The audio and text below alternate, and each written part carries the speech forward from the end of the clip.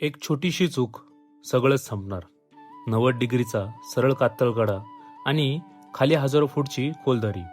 लोक विचारतात, कल्पेश इतकी रिस्क का घेतोस? काय मिळतं तुला हे सगळं करून? आज या भैरवगडच्या कुशीत त्याचं उत्तर मिळणार होतं. जय शिवराय मित्रांनो, मी कल्पेश गटकळ.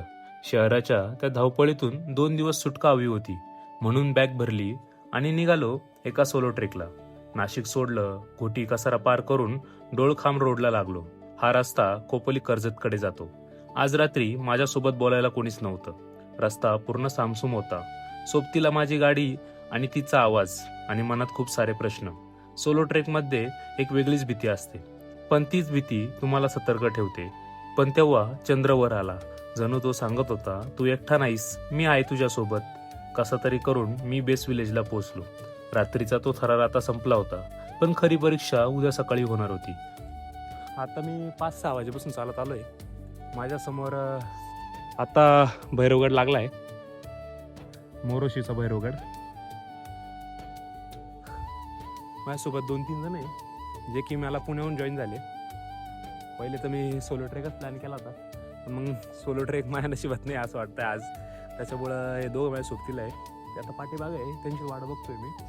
आणि गडावर आमच्या तिघांशिवाय साधारणतः 150 ते 200 लोकांची गर्दी होती. आम्ही सेफ्टी गिअर लावून सज्ज झालो, कारण भैरवगड म्हणजे चेष्टा नाही. 90 डिग्रीच्या पायऱ्या आणि अंगावर येणारा तो कडा. इथे एक चुकीचं पाऊल म्हणजे गेम ओव्हर.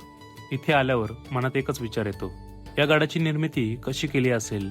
जिथे आज पाय ठेवायला आपल्याला भीती वाटते, तिथे आपल्या मावळ्यांनी या अवैध पायरी मार्ग कसा घडवला असेल? त्यांच्या त्या जिद्दीला आणि कलेला माझा मानाचा मुजरा. काही तासांच्या संघर्षानंतरून जेव्हा माथ्यावर पाय ठेवला, तेव्हा डौलाने फडकणारा भगवा झेंडा दिसला. तेव्हा सगळा थकवा एका क्षणात गायब झाला. हा फक्त एक कापडाचा तुकडा नाही, हा आपला स्वाभिमान आहे. इथे उभं राहिल्यावर जग खूप छोटं वाटतं आणि स्वतःचं अस्तित्व खूप मोठं. आत्ता वेळ होती सगळ्यात कठीण परीक्षेची.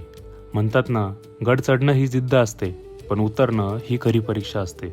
आणि समोर जेव्हा भैरवगडचं रॅपलिंग असतं, तेव्हा काळजाचा ठोका चुकल्याशिवाय राहत नाही. दोरी हातात धरली, मागे झुकताना एकदा हात थरथरले. क्षणभर वाटलं नको हे धाडस, पण मग शिवरायांचे नाव घेतलं आणि स्वतःला झोकून दिलं. तो अंगावर येणारा वारा, कानात घुमणारा स्वतःचा श्वास आणि खाली दिसणारी ती अथांग दरी, तो अनुभव म्हणजे शब्दात न मावणारा आनंद होता. भीतीवर विजय मिळवणं नेमकी काय असतं हे मला त्या क्षणी समजलं. तर मित्रांनो, असा होता भैरवगडचा प्रवास. चला तर भेटूया पुढच्या प्रवासात. तोपर्यंत फिरत राहा, काळजी घ्या. जय शिवराय.